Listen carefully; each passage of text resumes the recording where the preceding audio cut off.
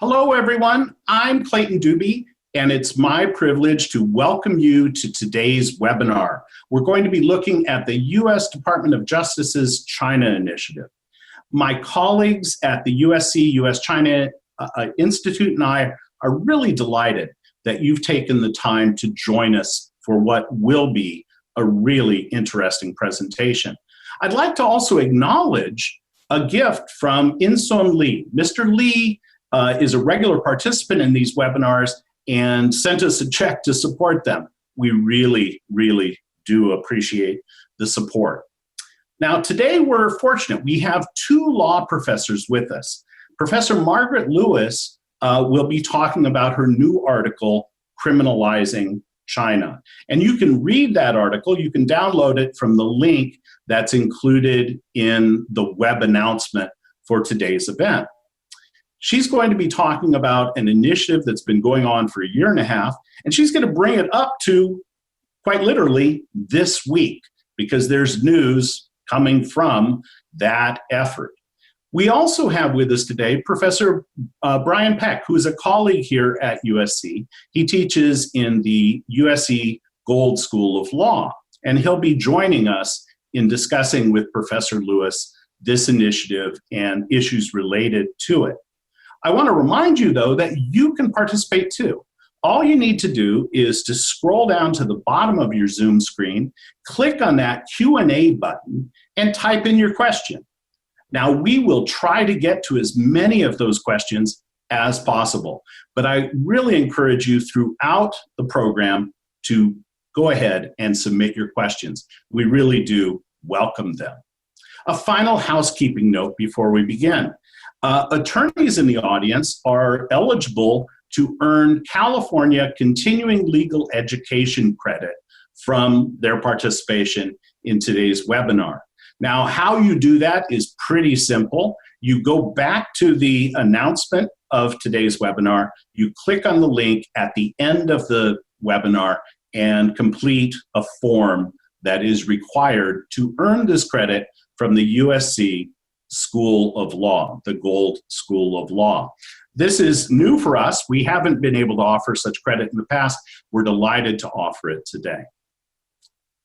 Now, in December 2017, the Trump administration issued its national security strategy. Every administration does this. But the Trump administration argued that China's military modernization and its economic expansion had partly come about because of how it utilized access to the United States innovation economy and to America's world-class universities. The Trump administration argued that adversaries such as China didn't fight on conventional terms, on American terms, and that the US had to adapt. About a year later, Vice President Mike Pence gave a speech outlining the Trump administration's policy towards China. He began by arguing that Beijing used a whole-of-government approach in dealing with the United States, in trying to advance China's interests vis-a-vis America's. He highlighted, for example, the use of Chinese students. What he alleged was the use of Chinese students on American campuses. He spoke about how they were asked to toe the Communist Party's line. He also noted that various state media outlets were engaged in publicity or propaganda. And he suggested that China was trying to influence the midterm elections.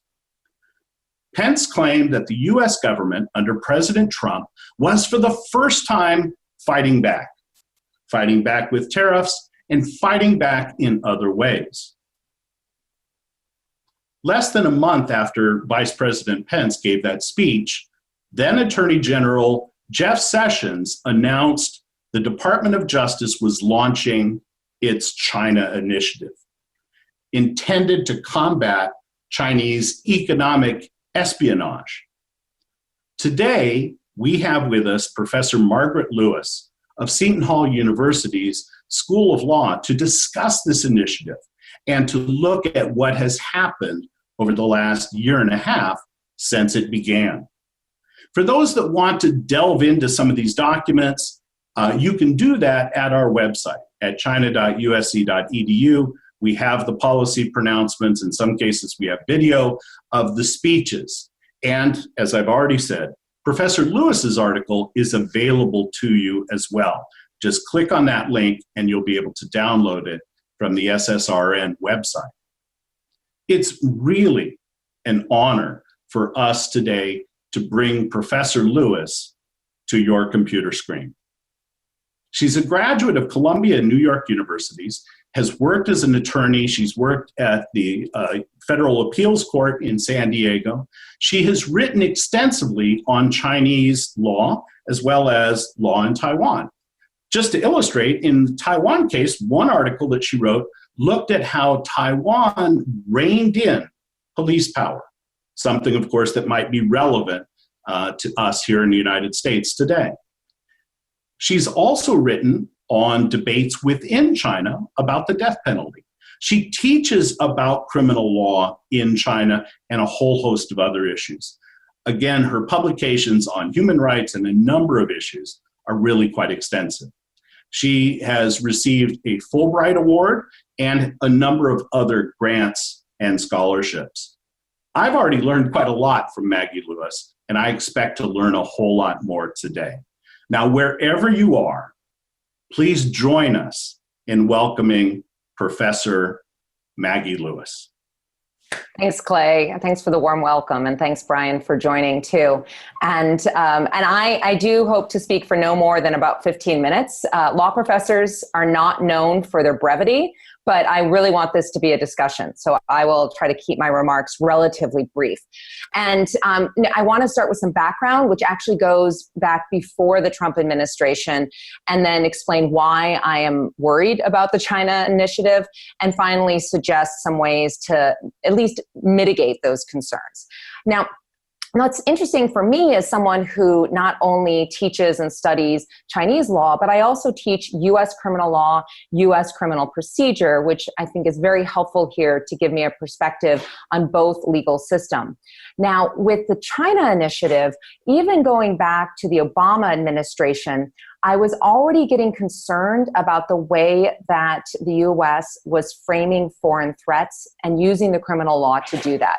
So if you look at economic espionage, this was only a federal crime beginning in the 1990s. And what economic espionage is elevating trade secret theft to the level of a national security concern, because the entity that is seen as benefiting from that theft is this foreign instrumentality, usually a foreign government.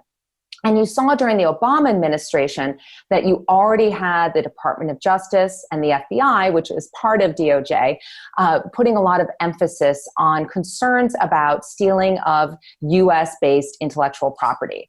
And you saw this, for example, in these threat awareness films like The Company Man and The Game of Pawns. You can Google Company Man, FBI threat awareness film. It's an interesting watch. I think a little disturbing, but a little entertaining too.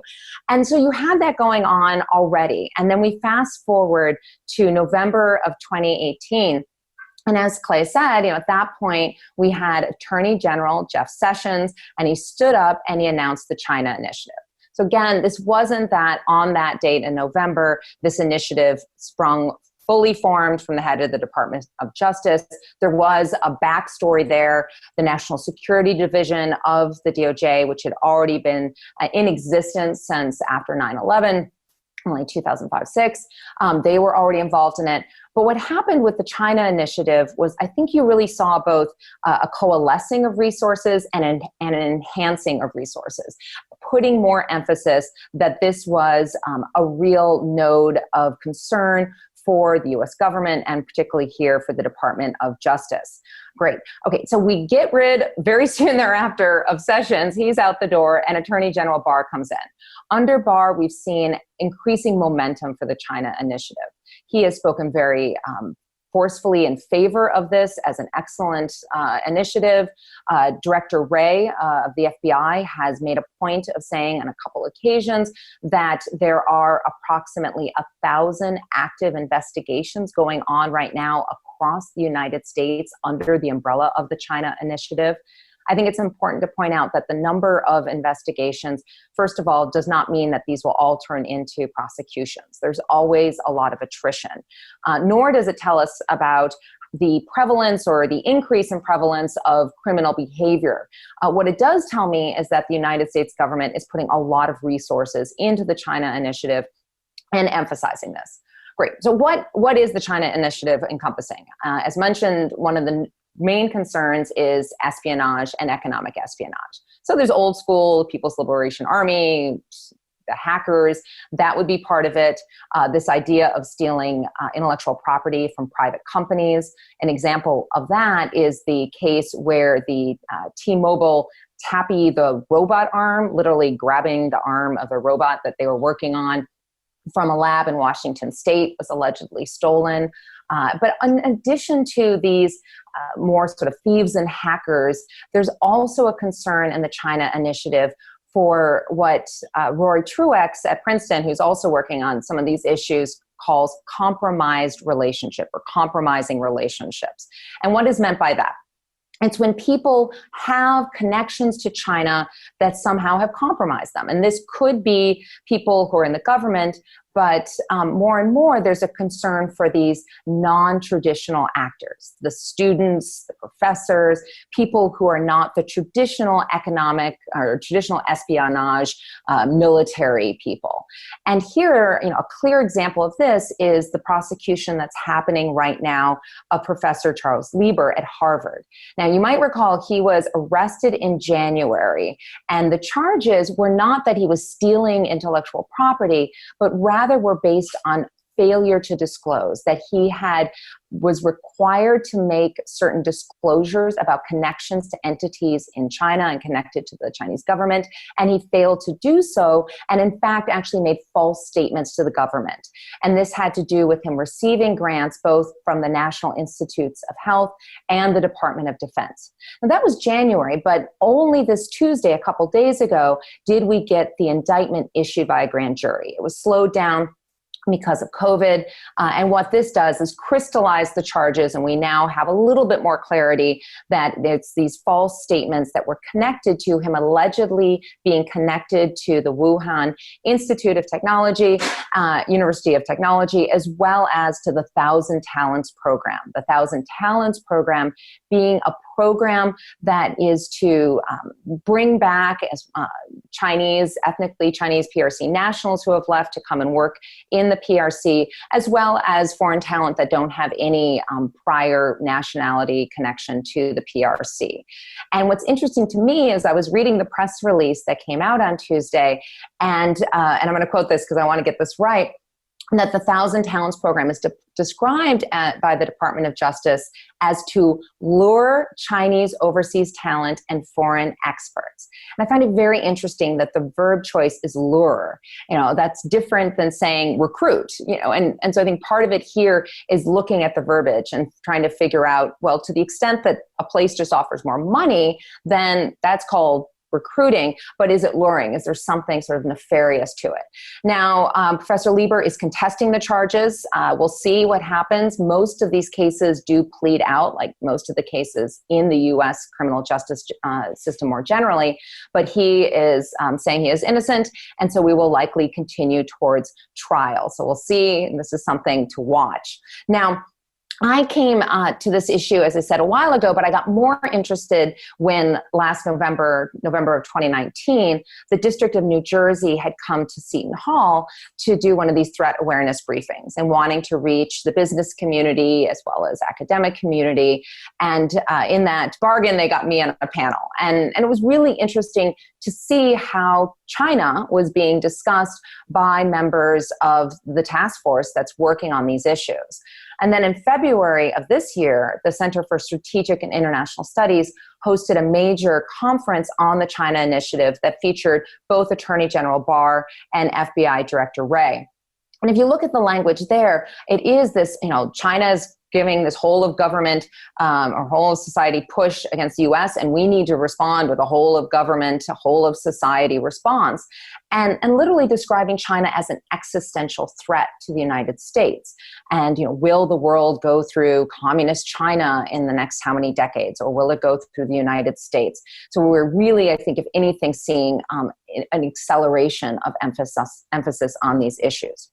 Now, my article, which is very much a draft form, it'll be forthcoming in the Journal of Criminal Law and Criminology in December, and I'm benefiting from the feedback from these kinds of conversations. But it's a crim theory piece, and what I'm trying to do is first make clear that I'm trying to evaluate the China initiative based on the standards that the Department of Justice sets for itself. What is in the Justice Manual? What is in the manual that prosecutors are supposed to use? And I look at the China initiative, and the China of it, in part, does encompass the PRC party state. And as anyone knows who studies China, there's the formal government, and then there's the party, and they're intertwined in a very complex structure. And although Xi Jinping is called President Xi in the Western media, when you're in China, he's referred to as General Secretary Xi because his more important position is General Secretary of the Chinese Communist Party. Where I get worried is some of the rhetoric around the China initiative is communist China, which, China, it's technically a communist party, but Marx would roll over in his grave if he was told that's what communism is. It is authoritarian, it is deeply illiberal, but the communist language being used sometimes by the US government, I think, is hearkening back to an era we don't want to go back to for the Red Scare.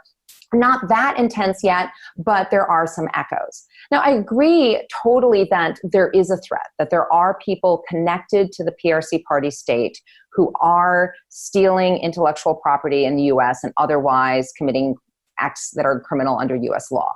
What I'm concerned about is how we define the scope of that threat and what our response is going to be.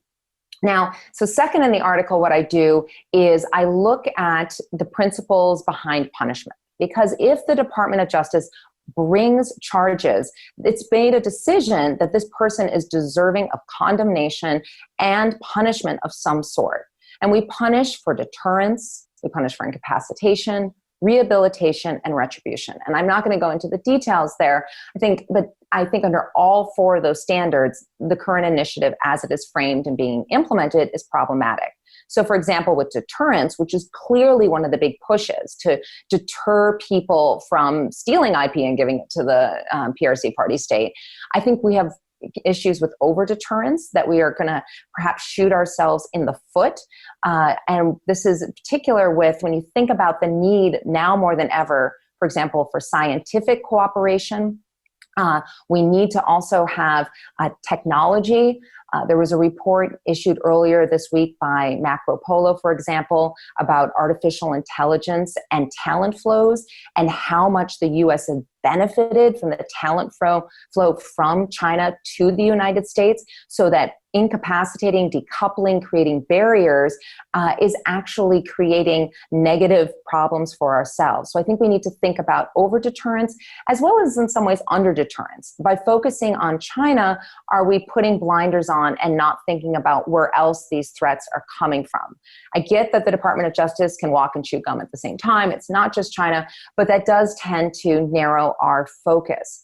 Instead, I'd like to see the US government thinking more about defining clearly what are the interests that we want to protect. What is it? What kind of intellectual property stops being just an issue for the civil law where companies can sue each other and actually comes a concern for the criminal law. With our open environment for collaboration, which we want to occur, when do we go from having an absent-minded professor who forgot to declare something and maybe should have some sort of reprimand, but that compared to the more nefarious story of hiding connections to the military in China or something like that? I think we need to do a lot more work to define the nature and scope of the threat. I also think the China initiative has actually taken this concept of China and anthropomorphized it. And I mean by that, when you look at the language being used up to AG Barr, they'll talk about China's malign behavior, or that we need to deter China, as if there is this entity, China, that can itself be deterred and that is doing bad things. But in the reality is that we have the Department of Justice right now simultaneously serving this national security role while also doing individual prosecutions. Because at the end of the day, you can have corporate liability, but most of the people under the China initiative being convicted, they're individual people. It's not some abstract concept of China.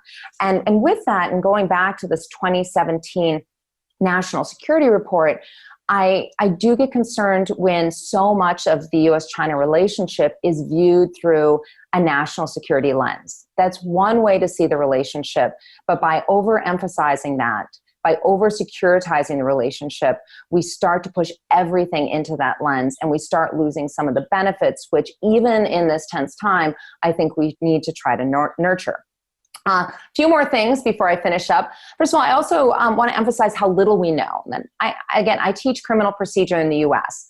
Prosecutors are a notorious black box. It's hard to know why they drop cases, why they bring cases, even when you don't have the national security overlay. So we have groups trying to get some more information, use data scientists to figure out if, for example, ethnically Chinese scientists are being prosecuted at a higher rate, but that's really hard to do. And so when I look at the China initiative, I see the language sweeping in people who are ethnically Chinese, PRC passport holders, or formerly were PRC nationals but have switched that, as well as people who have other connections to China.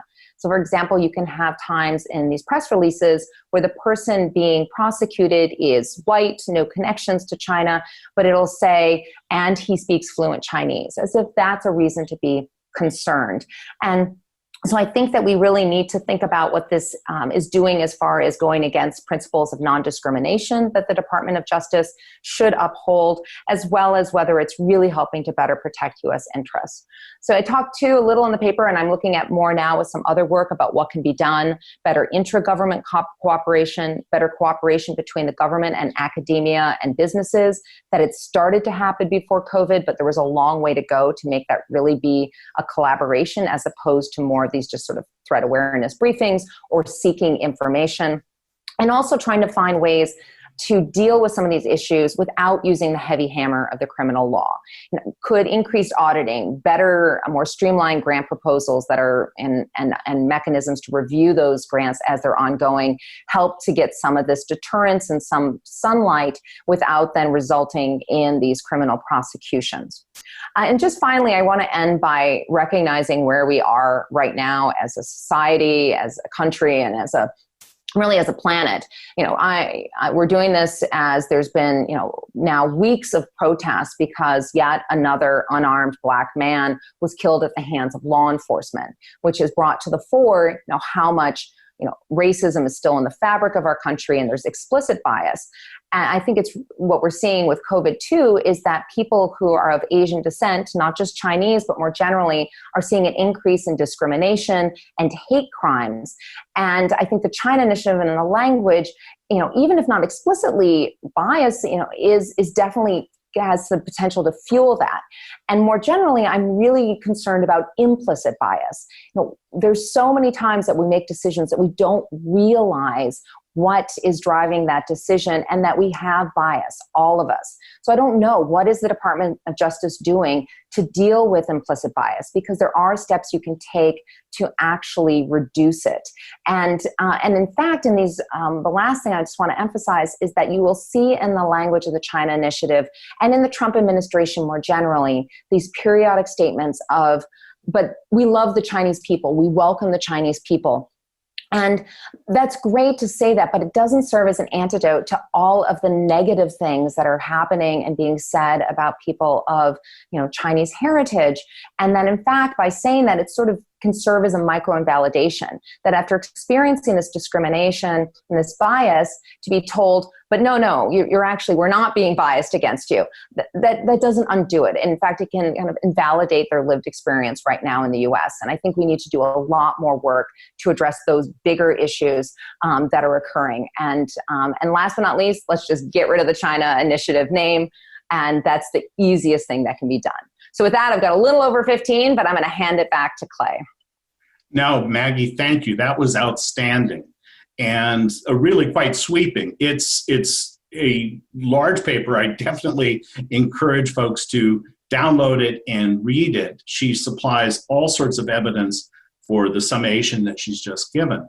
I'm joined today by Brian Peck, as I mentioned, a professor at the USC Gold School of Law. Brian has worked in federal government, in state government. He's been involved with business, all sorts of trade issues, and he heads our Center for Transnational Law and Business. And so it's a delight to have him with us. I'll go ahead, though, and start with a first question, if that's okay. Maggie, you mentioned that this didn't start with the election of Donald Trump in some respects. And in fact, during the Obama administration, you had Keith Alexander, head of the NSA, who said that economic espionage was stealing America blind.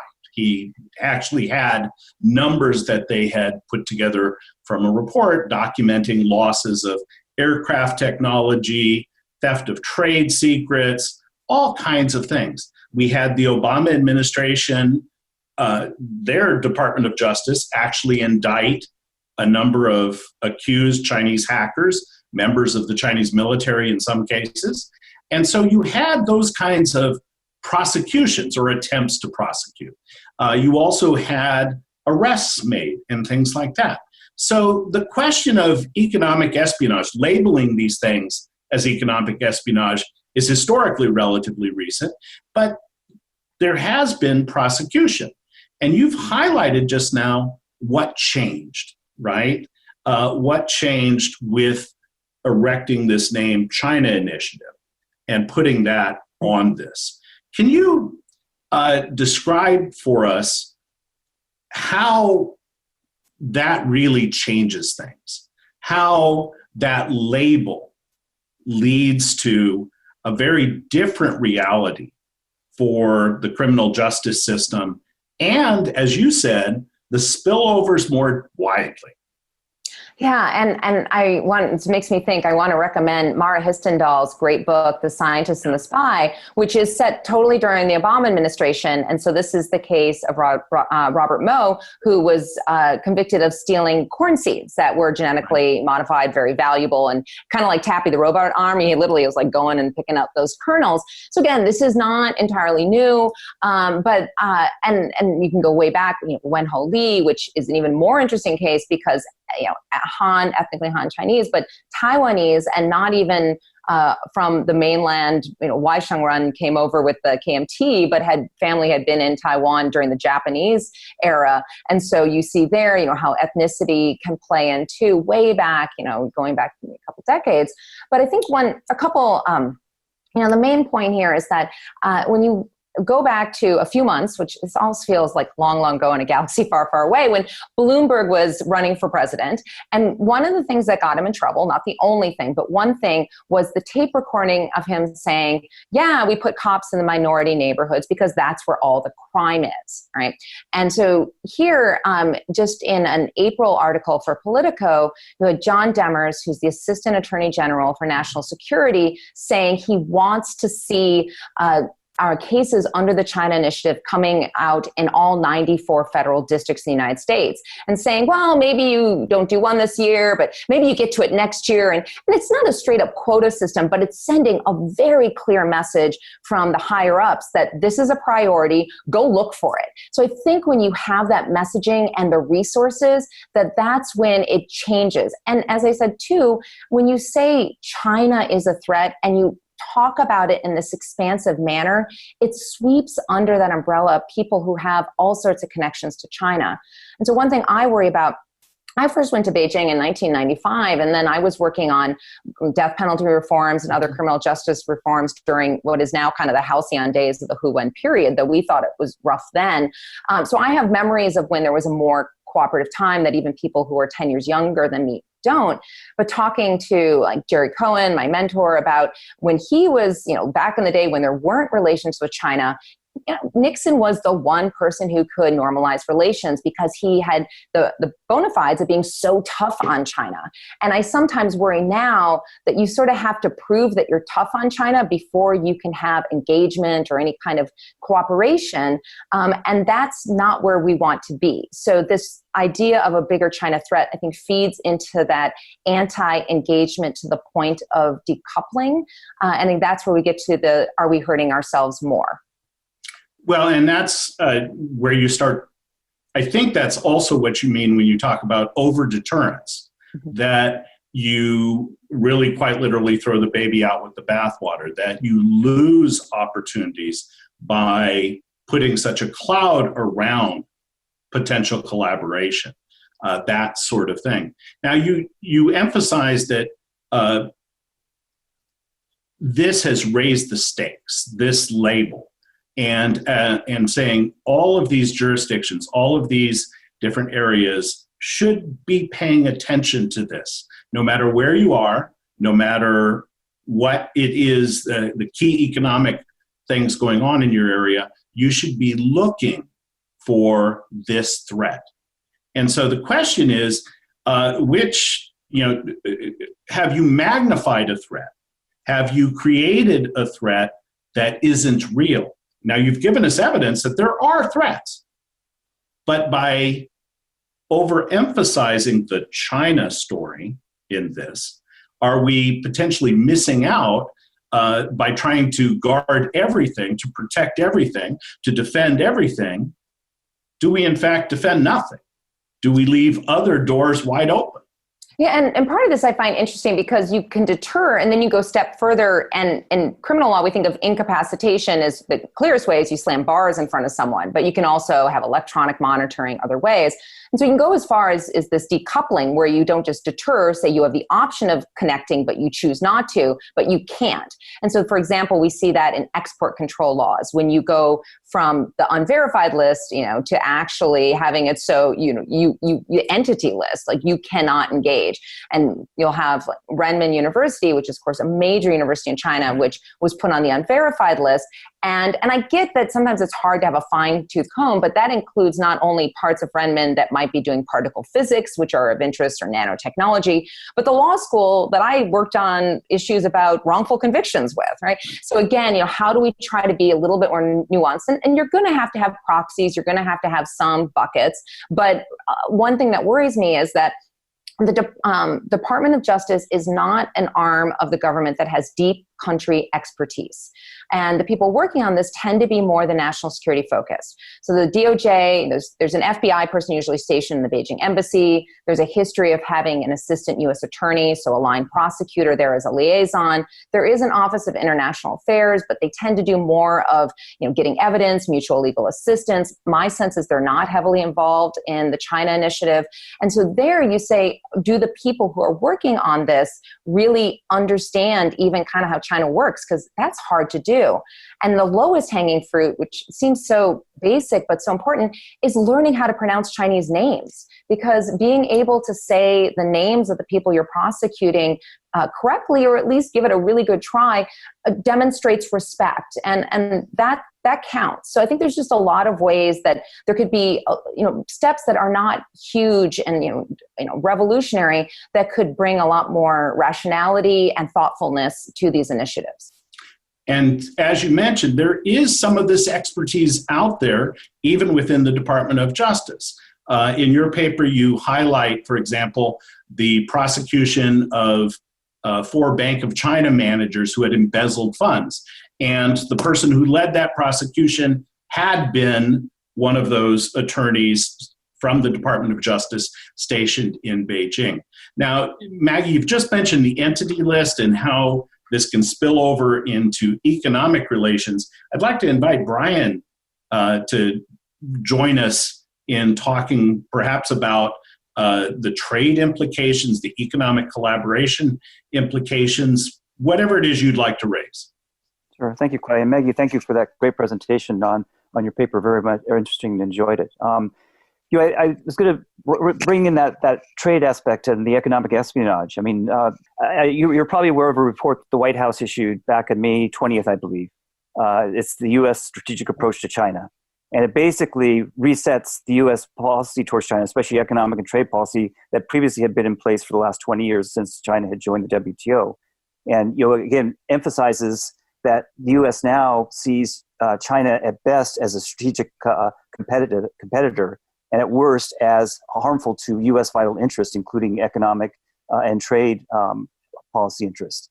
And so my question to you, starting off with this, is that, in your paper you talk about perhaps, the use of the word China, the China initiative, everything from implicit bias to sweeping in PRC nationals or ethnic Chinese, that are for the most part probably innocent of any sort of this espionage.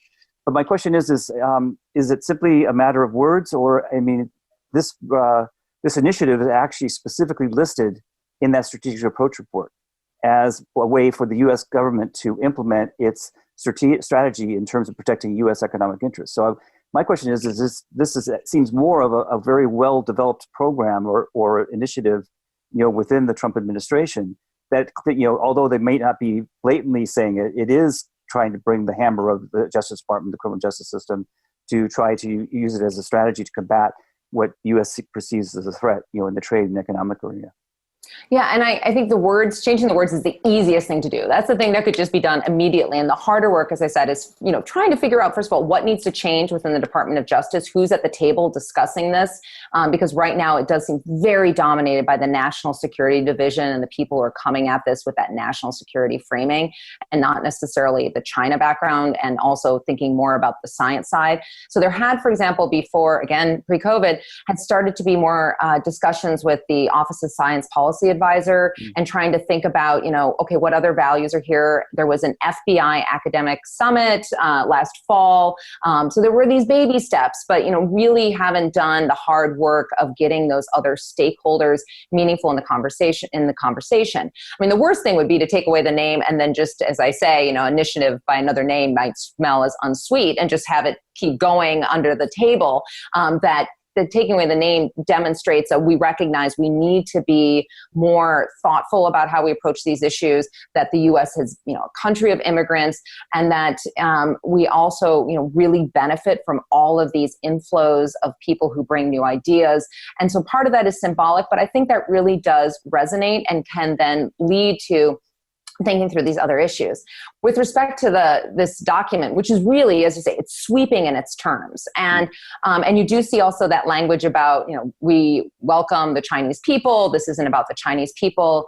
You have Matt Pottinger giving addresses in Chinese and saying that he is speaking directly. So here, high up in the national NSC, speaking in Chinese, saying he's voicing his thoughts directly to the Chinese people. And so there's this trying to kind of bifurcate the PRC party state and the people. Now that's not a totally clear two kind of buckets, because of course there's a lot of people living in the PRC who support the government, right? And there is legitimacy, at least to a certain extent, even though there aren't elections. It's not that you have a government that everyone wants them thrown out. The problem, of course, is there's a lot of voices that can't be heard, and if they do try to get heard, they disappear. And I know those people because I work with some of these human rights lawyers who they are in peril and their families are in peril. So I think sometimes, too, there's a little bit too simplistic idea that there's the people and the government, and the U.S. supports the people but not the government, and that too is a message which we need to think through a little bit more. And the last thing on that is, a lot of this too is about the lack, I think, of U.S. leadership. And so with the human rights aspect, which also comes up very briefly in that policy document, that the U.S. is no longer on the UN Human Rights Council, for example. I just wrote a large article saying that China should unsign the International Covenant on Civil and Political Rights because they've backslid so much. But one of the problems, of course, is the U.S. isn't showing up to provide moral leadership, and instead has set up this unalienable rights commission that is Pompeo has been really pushing, which even though in some ways says it's about universal human rights, it's creating this sort of U.S.-centric view of human rights, which gives China and the PRC leadership the space to say we can each have our own view. So there's so many ways right now that I think the Trump administration really needs needs to rethink what it's doing. And the reality is maybe it's not ever going to, it's not willing to. And the only hope is just to change who's making that policy from the top. I think one point you made, I think, is in the paper is that, instead of using the criminal justice system or DOJ as a hammer to punish, whether it's the individual or if it's a state-sponsored act of economic espionage, is to use, for example, some trade policy tools, whether it's tariffs or whether it's export controls. In your research for this paper, and you're talking to people that two things. One is, as you said, there's a lack of a coordination, I think, between the different agencies of the current administration. But also, is there that thought of using, those other types of tools to punish and to try to use the punishment as a deterrent for economic espionage? Yeah, so, in the Justice Manual, again, this is the guidance the Department of Justice sets for itself. I'm not imposing new rules on them. They're saying one of the things is if there is an adequate non-criminal alternative to prosecution, you should try to take it. You don't want criminal law to be the first offense. And I think one of the problems here is that we don't have enough of those because we've been a little asleep at the wheel. And this is not just on the Trump administration. This goes back to Obama, that there could have been more done to thinking about how does NIH, how does DOD, how do these major grant givers, State Department, I've worked on grants.gov grants, and it's messy and no one likes having to fill out all those forms. And how can we make it more integrated, user-friendly? Because, yeah, some of this is people with mens rea of wanting to steal and do bad stuff. But I think there's also some of this are professors who are either absent-minded or just busy and don't necessarily want to, take the time to read that 9-point font. And I'm not prejudging the Lieber case. We'll see, that I don't know where that falls on the spectrum between, this just really innocent mistake as compared with I was trying to mislead the Department of Defense. That will come out hopefully over the course of the case. But we need to do a lot more work to have these alternatives, because right now, this idea that you're just going to deter using the criminal law, I think is too harsh and too blunt. Andrew Lulling, who is, think of the Lieber case, who is the U.S. attorney for Massachusetts and is leading that case, has said openly in the media, yeah, this is going to have a chilling effect. And that's not a bad thing, because we want to kind of wake people up. And this idea that academia and business to a certain extent have been maybe a little naive, a little, themselves not fully aware of the threat.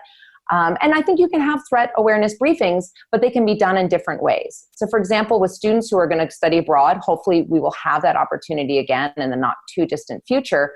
I'm all for pre-departure orientations that explain all sorts of threats they might encounter. Everything from, yes, there have been instances where people in, the PLA, if you're in China, have tried to recruit students to eventually become spies. That has happened. But they also should warn students about the drug laws. I mean, the thing I hate to do is when I'm in Taiwan to find a defense lawyer for someone who is treating Taiwan like they were, in Portland, Oregon, where I went to high school. It's like, sorry, marijuana is illegal in Taiwan. So there's a whole host of reasons that you want to give students information, but there's a lot of different ways you can do that. And if I could pick up on that question, first, though, I need to remind everyone who's watching, you too can join. You too can submit questions. We have a few, and we're going to start going to those in just a minute. But first, let me pick up on the question of students. And one of the things that you highlighted was the effort on the part of the Department of Justice, President Trump himself, to separate out that this is not against the people of China. This is about the government. But at the same time, of course, the Chinese government is saying, no, this is anti-Chinese. You are targeting us, and you are targeting people of our ethnicity, and playing that out. Now, we have in the Q&A section here a couple of questions about students, and specifically, what is the potential impact on, the 380,000 Chinese students studying in the United States, plus, as you just highlighted, students from the United States who'd like to go to China. Are we putting are we putting them under a microscope unnecessarily in terms of visas, in terms of the things that they can participate in, all of those kinds of questions. Great. So we have flows, as you say, in two directions. So first, sort of the U.S. students going to China, and again, we'll see when this picks up again. But one concern there is that it's so again hard to get statistics, because when someone's denied a security clearance, they don't tell you why, right? But it's anecdotally and also repeatedly, it's clear that having extensive in-country experience in China is nowadays making it more difficult to get security clearances, which in some ways it's just infuriating, because exactly the people who understand. I mean, I spent 4 years living in the PRC in the 90s, and that was invaluable experience. And I went back and forth a lot after that. You can learn a lot about the PRC from outside it, but you really need to go in. So I think part of it is thinking about how can we find ways to make it so that that connectivity is not putting you at risk of not being able to get the security clearance. And again, it's easier to say this from the ivory tower than when you're actually doing the work, but that does worry me. And just generally, I think, my understanding is that there's been a decrease in studying the Chinese language, or at least it's not increasing the way that we had hoped when you saw the Obama's million strong and 100,000 strong programs and these real pushes to increase Chinese language learning. And I know certainly as a law professor who works on Chinese law, we're not a growing field. I look at, after me, I'm tenured, and there's not that many people who are in U.S. law schools who specialize in Chinese law, who read and speak Chinese. And so I think that there's just a need to develop that expertise. Now, for Chinese students coming to the U.S., you've got the White House saying that they're going to restrict people coming from certain military-linked schools. Mm-hmm. My understanding, that's probably going to directly affect a few thousand, so that's not huge. But I've been focusing on the executive branch, but I think here it's important to pull in Congress, because Congress writes the laws that the executive branch executes, right? And so you've got these more sweeping legislation being introduced by Tom Cotton and others that would say, we don't want anyone who has a PRC passport and is going to study in the STEM fields, right? Which is just, that is massively broad. And what that would mean, that hits universities' finances, that's a concern. But it also just makes it so we're losing a lot of talent. So I think there, again, we just need to kind of figure out what is it that we're really trying to protect. And certainly, I don't know where the sweet spot is, but saying we don't want anyone to come from the PRC and do anything in the STEM fields is definitely overbroad. Well, and this goes to your question, your comments regarding expertise. You're worried about the successor generation of China law specialists, but of course, wouldn't it be a good thing for people in the STEM fields to have a better sense of what's happening in China? The number of non-ethnically Chinese physicists who can speak Chinese is pretty small, as in some of these other fields. And so are we in fact denying America access to this kind of knowledge? One of the questions in the group, in the Q&A's area, speaks to how communist is China? You made some comments about that. This is not Mao's China, that sort of thing. And so if you could say a little bit more about the costs of not just criminalizing China, but decoupling. Yeah, and this is I wish this is when I want my poli-sci friends with me too, because what is the governing structure of China? As I said, first of all, critical to understanding it is that it's really, I try to use the language PRC party state more and more, because when you say government, that doesn't capture how power is structured in the PRC today. And you've got the party, but it's not just that it's a one-party state where everyone who is in a government position belongs, or everyone of importance belongs to the Communist Party, but rather that the party itself has this massive apparatus, has all of these, leading groups and these huge, every university is going to have the party secretary, who is someone you need to have on your side if you're going to get anything done. So it has its own structure, and people often wear hats that are both government and party, but you need to understand both of those entities and how, I describe it sometimes as a double helix, where you've got the government strand and the party strand and these bonds connecting them along the way.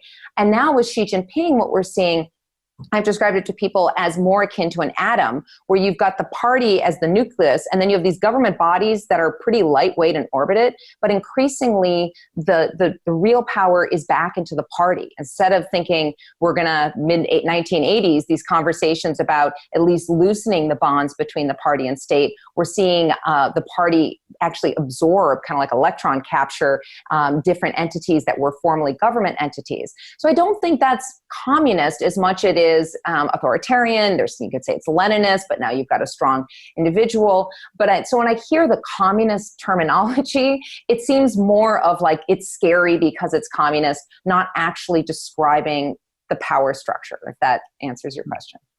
Well, the term communist China and evoking ideas of totalitarianism, those sorts of things can be very misleading. The term party state gets at the heart that the party is integrated throughout this structure, into companies, into education institutions, every ministry, all of that sort of thing, to centralize control over those things. Now, one of the questions that we have from one of the viewers says, well, isn't Xi Jinping, with his creation of leading groups that he often heads, as any Chinese citizen or any Chinese company, whoever they are they really independent entrepreneurs, independent operators, or are they agents? Yeah, okay. So this is where Huawei is really interesting, right? Because, and there's been a couple different papers, like Don Clark did one, and now there's a new paper out that I wish it just came out, I don't remember the author, but that's talking about, there was first a question of what is the ownership structure of Huawei? Will that help us to understand its how kind of when the leadership, when Xi Jinping says jump, will they say just how high, or they say no, we don't know if we really are going to jump, right? But the question really seems to be less about ownership and more about kind of control. What kind of power is there?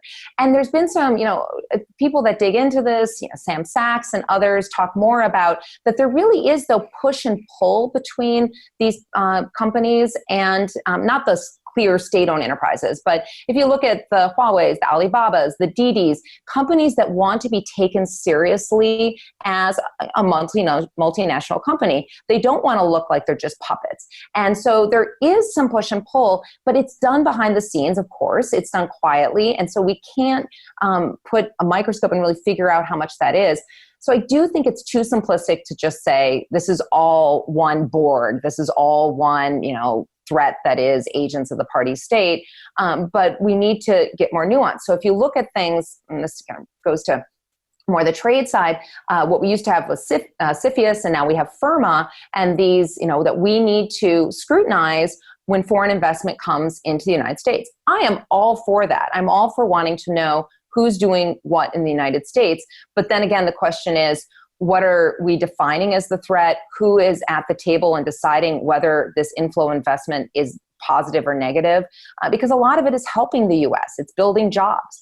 Take that to go away from China and think about Toyota. It's a Japanese company, but how many jobs have been brought to the United States because of Toyota, right? Well, that's right. And there has been investment. It's declined precipitously in the last several years, but there has been quite a lot of Chinese investment, especially here in Southern California. We've definitely seen benefits from that. Now, you just made a reference again on trade, and so I quite naturally again turn to Brian, who's back with us, presumably with a better internet connection. My apologies. Brian, I don't know if you'd like to raise another question. We have quite a few questions from the audience.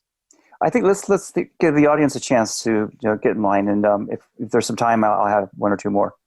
Great. I think the point that Maggie just made about we need some nuance, and it takes time in China to get a sense that yes, it's a party state.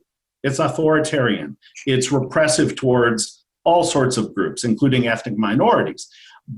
But also, the situation in China has changed dramatically from the 80s and 90s when I lived there, the 90s when you lived there, to today. Individuals make far more choices, and individual companies do as well. So I think Maggie's plea for greater nuance, greater understanding, greater experience and expertise is quite warranted. Now, we have a question from our friends down at the University of California, San Diego, and we're looking for advice for high school students. If you're a high school student in the United States, if you're a high school student in China, should you be looking at the other country? Or is it time now to come up with another strategy? As you suggested, we've seen, in fact, just the opposite, a plateauing of Chinese language study, a plateauing of Americans going to China, that sort of thing. What would your advice be to a young person, high school, college student? Yeah, no, and I had such a great year in San Diego, and I was actually making tortillas for my sons earlier and thinking about having fish tacos on Pacific Beach, which I'd love to be there right now. It's really interesting because I started studying Chinese when Japanese was the thing to do. It was, Rising Sun, and they were buying Rockefeller Center. And it was kind of a wacky decision at that point to be studying Chinese. I was the white girl in Chinese class with a bunch of heritage learners who I was like, you speak this language. They're like, but we don't write it yet. I'm like, I don't do either one, right? So I think, it was a very different time. And then it became the thing to do. And now we're at a different juncture. And I think that part of this is that we need to have more investment in language learning and critical language learning, that the U.S. has not invested in that area, which is one reason that you've had, I think, so many Confucius Institutes, which have been so fraught, is that they've brought language teachers. I mean, they've brought language teachers with these materials that are politically slanted in a way that, drives me crazy. And I think that we really need to think hard about whether there's any role for Confucius Institutes in the United States. But it did highlight the lack of resources. But I do think there's a future. I don't know, where it's like, what's the next go into plastics? What should you do? I guess coding. I have a 5 and a 7-year-old. That coding is going to be passé, so they actually shouldn't be learning that. But I think that always, learning another language, it changes your mind. It brings you a new perspective, and that China will continue to be hugely important. And I want to be clear that just because I'm saying I think we should have engagement, I think we should have conversations and communication with China, doesn't mean that I think we should be soft on the PRC leadership. I mean, I can't count how many times I have had very uncomfortable conversations with people who are from, it's usually on the Ministry of Public Security because they won't even sit at the table, but the judges, the prosecutors in China. And so I think that you can be both, have vehement disagreements and be respectful and be engaged. And so I think there really is still a future for people to learn Chinese, to use it in the business world as well as other facets. And then I really do worry that there's this fleeing from it. But it is also a hard language to learn. So I will grant you that. Well, and that's probably the biggest challenge, right, is the language itself. But it's quite rewarding, of course, to pursue it. And in fact, I wasn't asked this question, you were. My advice is study Chinese, okay? It's a culture that's been around a very long time, world's second largest economy. It's a good investment of your time and energy, if only because you learn that there's more than one way to see things, more than one way to approach this. Now I have to put in a little plug too to say you can also learn Chinese in Taiwan. That I think so often too, because I was the group that went to Beijing to first study. But even people 5 years older than I, a lot of them studied in Taiwan, and a lot of that language learning moved, and a lot of it's moving back because when you're in Taiwan, you don't have censorship. You have whatever materials you want to use. And I think that that's one thing too, that when people are thinking, should I study Chinese, that they should also have on their radar screen. Absolutely. Absolutely. Now we have one question asked a couple of different ways about President Trump saying, I am the world's greatest negotiator. I make deals.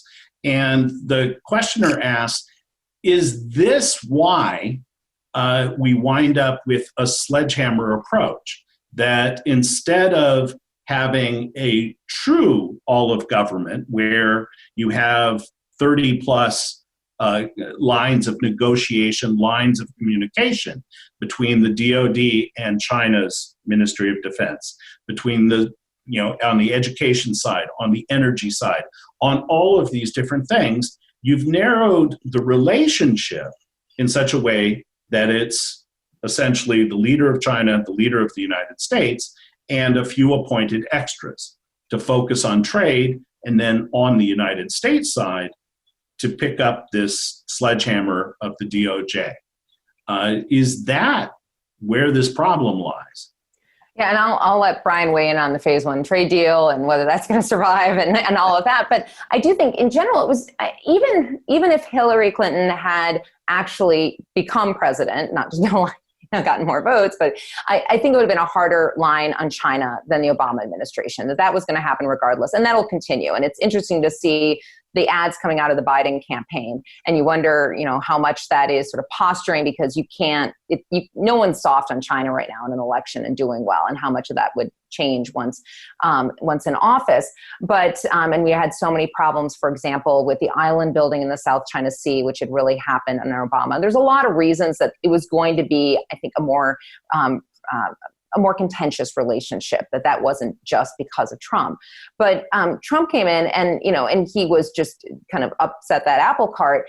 And in some ways it was interesting. I don't know if you've heard this too, when I was last in China, which has now been a little while, that there's people who I wouldn't expect would be fans of Trump actually were, because this sort of Xi Jinping's a bully, Trump's a bully, Xi Jinping will only respond to a bully, and you needed someone to not be too diplomatic and to shake it up.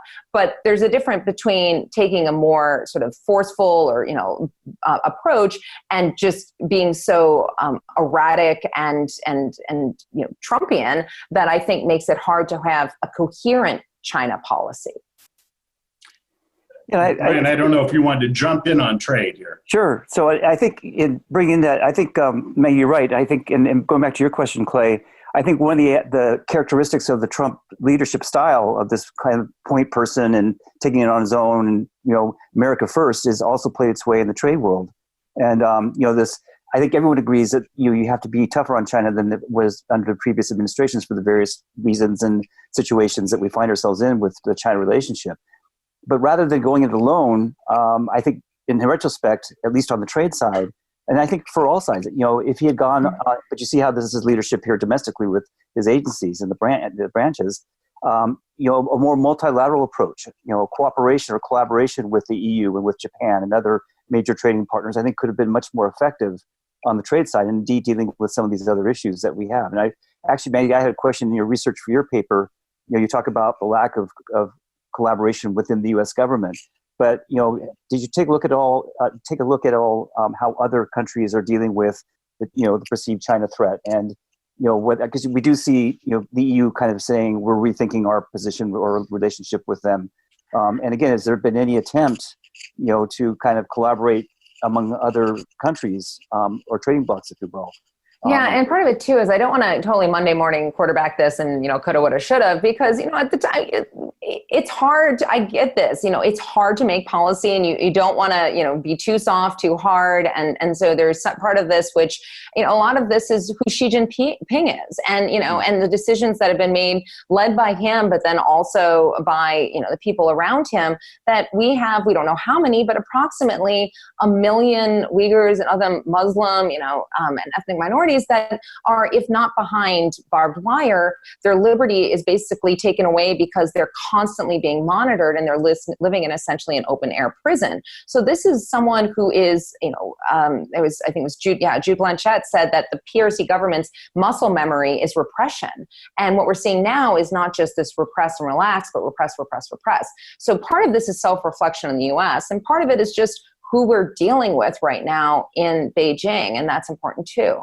So with respect to other countries, it's really interesting to look at, for example, Australia, which has felt so, had so many Chinese students, and their universities are so heavily dependent, in part because one full paying foreign student is worth, something like 4 or something, Australian students, because of the disparity in what they pay and concerns there about Chinese influence. So I think that at Australia, New Zealand, some of our sort of the Five Eyes too, looking at that. It's important to, get what lessons they've learned, and we could certainly do more.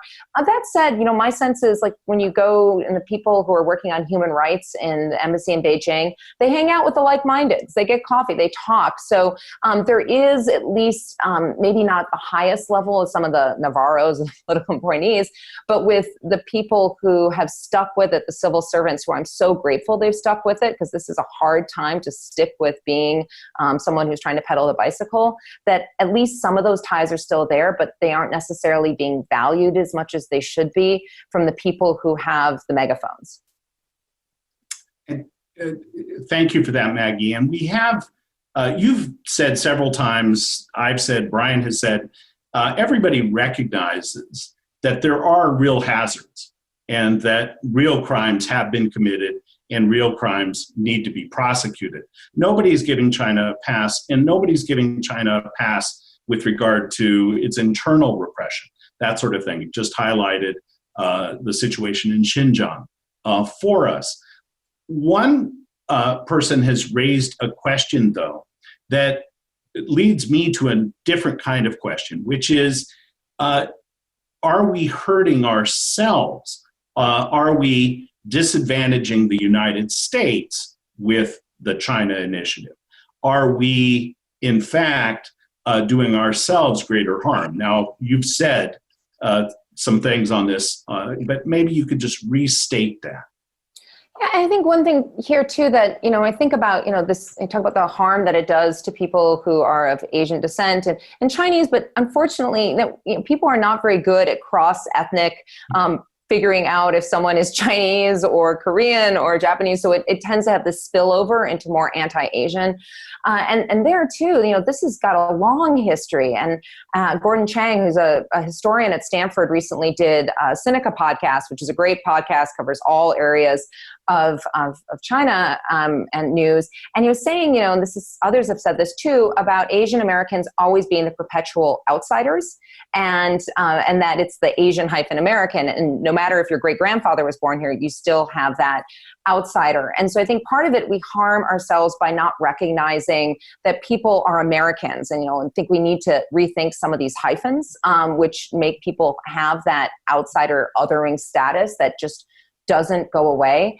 And it's important for there to be allies. This shouldn't just be on the shoulders of people who are ethnically Chinese. There needs to be the white girls saying this is problematic.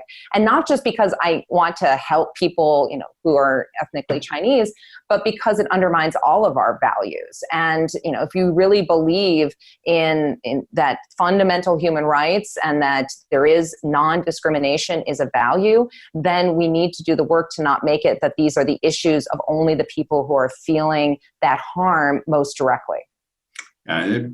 Prejudice and discrimination, of course, limits, it denies the larger society access to individual talent, individual energy. One last question from the group draws a comparison between some American companies that have run into trouble in China and Huawei, and specifically Huawei's chief financial officer, Meng Wanzhou, and saying, are these the same? Because, of course, how China's government has responded to the arrest, the detention of Meng in Vancouver, has been to find two convenient Canadians and put them in jail. So is it the same in what way? Well, I guess hard for me to understand the question precisely, but it seems that if China is using state power to support its companies, why should the United States do the same? So my first response is Michelle Obama, when they go low, we go high. That we don't want this to be a race to see who can be more protectionist, who can be more mercantilism. That's not what we want this to be. We can outdo Beijing and doing what Beijing is doing. And there's no doubt that, for example, that companies have felt that they can't come forward to saying the pressure they sometimes are put under by the PRC leadership for fear that then there will be not just, just straight up retribution for what they're doing. And so one of the issues, and I believe that I get this when the Department of Justice says, we're trying to get companies to tell us when these situations are happening, because A, they don't want their stock price to be hurt because, like, guess what? Tappy the robot arm or our corn seed just was stolen, so that's going to hit our bottom line, but also because of concern about what they could actually have retaliation.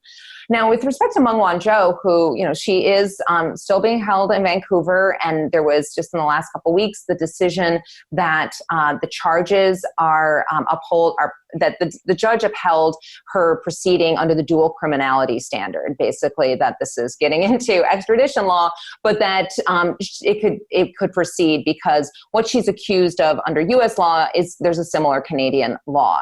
And while this has been going on, and she has fantastic lawyers, and she has, of course, liberty denied to a certain extent, but she's living very comfortably. We've had the two Michaels, Covering and Spavor, who are now at, I don't know if it's 600 days, but certainly 500 some days that they've been held without seeing their families, without seeing their lawyers, and without even official charging. And it is absolutely crystal clear that this was retribution from Meng Wanzhou. And so there, this is a time that I want the Canadian government and the US government to show their best, to follow, to give her every chance to have the best defense possible, to follow every single rule to the letter of the law, and show, that we are going to do this in accordance with the rules in place and not just throw her into a windowless cell. Just to shoehorn in another question from the audience, we have here, is the China initiative now getting in the way of cooperation against human trafficking, against drug trafficking, against other, crimes that we have had some collaboration with China on? Yeah, and so of course, drugs have long been a concern. And you go back when the early cases was the heroin that was in the dead cavities of dead goldfish, one of the more creative ways to try to smuggle drugs. Now, of course, fentanyl is a lot of that is sourced from China, and that's been a huge issue in the U.S.-China relationship because of issues with opioid addiction in the United States. And one of the goals of the China initiative is actually listed as trying to cooperate on these issues, which strikes me as a little ironic. It's like, so you're saying we're going after you, but then suddenly we still want you to cooperate. And I don't know how that's going. And certainly when Trump first was elected, he had thrown out the existing dialogues. Like there used to be the legal experts dialogue, which I participated in, the human rights dialogue, and started these new dialogues that had more, again, of a security focus. But those met, I think, once, maybe twice, and those fizzled out. And so there, again, people have been stationed in the Beijing embassy who are working on these issues. There is, some discussion, but my sense is it's really hard to have that kind of cooperation on these issues of mutual concern when there is this lens of, we're coming after you. And so I hope that we can work on some of those issues going forward. But right now, the atmosphere makes it difficult, if not impossible, to have, I think, constructive steps. And sadly, that, I think, is a very apt summation of where we are in the U.S.-China relationship. Pointing a lot of fingers, not taking advantage of our shared needs and trying to work together in these ways. Maggie, thank you so much for your article and for your presentation, for engaging with Brian and myself, but also with our large viewing audience. For all of those of you out there who have joined us, we hope that you found it interesting. We hope you go to the website, click on the link, download her paper, look at some of these other documents. And I hope that we might conclude by thanking Brian for joining us as a discussant, but also thanking Maggie so much. I hope, Maggie, that the very next time our paths cross, I can provide you with the much treasured U.S.-China Institute mug. I have a witness that you promised me one, so I will make sure to make good on that when I next time. I would never go against a lawyer. And so absolutely, that's a guarantee. And so again, thank you for being with us. Thanks to all of you for being with us. Video of this will be available very soon for your friends, your colleagues who may have missed this. We hope you'll share a link to it. We have other events coming up. Join us again very, very soon. And everybody, please take care. Clay, thank you very much for hosting and Thanks organizing. for inviting me.